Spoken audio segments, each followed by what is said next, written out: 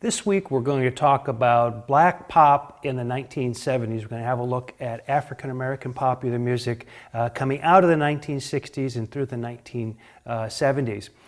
Last week, of course, we talked about the first half of the 1970s, mostly white rock and roll in America and the UK. And one of the interesting things, or one of the important points that we need to keep in mind when we talk about black pop is that in many ways there were two different worlds of popular music happening in the US during the 70s. There's what was happening on rock radio, which was mostly FM rock radio, and listenership for that were mostly, white rock and roll fans. And then there was what was happening in black pop. And in many ways, especially during the first half of the decade, there wasn't a lot of crossover between those two worlds. Now, as I give you chart numbers and talk about hits during this week, I'll give you numbers of these hit singles from the pop charts, and you may get the idea that when you hear that something was a number one or a number two hit, that it was playing right next to all the rock and roll that we talked about last week. But many of these hits that we'll talk about today,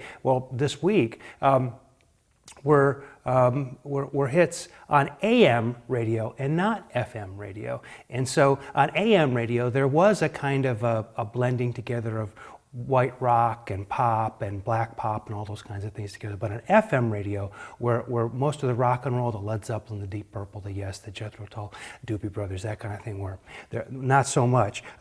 So we really have this separation of black and white, a kind of segregation that occurs between these two markets, and it leads to a cultural misunderstanding that we'll talk about at the end of the 1970s. I think it's also important for me to point out, as I did when we were talking about 60s black pop in the 60s in the part one of this course, that I really think that black pop deserves its own separate history, in the sense that a history that takes black pop as the center and thinks of other styles as peripheral to it. When we rock historians talk about black pop, often we're really only concerned, whether we know it or not, with how it fits into the story that we're telling, which is primarily about rock music and not about black pop music. So somebody else, other scholars out there, I hope will offer a course where black pop is at the very center of it. But for now, a lot of what I say this week is going to have to do with how black pop fits into the story of the history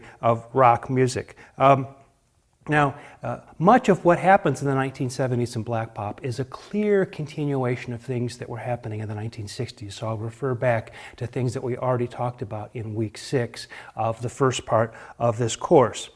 What's interesting, though, is despite the separation that we readily see between white rock and black pop during this period, there are a lot of features that they share. So a lot of the things that I was talking about with regard to the hippie aesthetic and some of those other kinds of things last week with regard to pop, white rock in the first half of the 1970s, we're going to see happening as well in black pop, and we'll note those things as they go by. Here are some of the main points we'll talk about this week then is in our history of black pop in the 70s. We'll start with we'll certainly mention and spend some time with James Brown, the development of funk, and that story in many ways for the 70s starts with Sly and the Family Stone, and him crossing over. It leads to many imitators during the first half of the decade, and ultimately to George Clinton and Parliament Funkadelic. We'll talk about Berry Gordy and how the way he ran the Motown business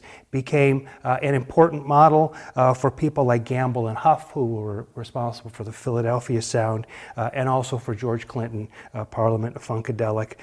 We'll talk about, with regard to Motown, also how it expands to embrace the idea of the artist as a kind of auteur, or the moving from craftsman to artist, we talked about happening in the 60s, we see happening in Motown at the end of the 60s and into the 70s as well. We'll touch on the blaxploitation films that usually deal with urban themes in African American life and this kind of thing, and how that crosses over into mainstream pop and some of the soundtracks and songs that go with that. We'll talk about reggae a bit, and maybe we'll raise the question whether reggae really belongs with black pop or not, or should maybe be situated someplace else in the course. But nevertheless, we'll talk about reggae. And then we'll hit on disco at the end of the decade, and the very interesting rise of disco, a kind of a return of of a dance craze in a kind of way. And the controversy over it, as white rockers rejected disco really quite violently, and we'll explore why was that. I'll forward the explanation. I think it was in part a kind of cultural misunderstanding on the part of the white rockers. But anyway, I don't want to get too far ahead of my story. So that's an overview of where we start as we begin our study of black pop here in the 1970s. So let's, in the next video, take a look at Sly Stone and the rise of funk.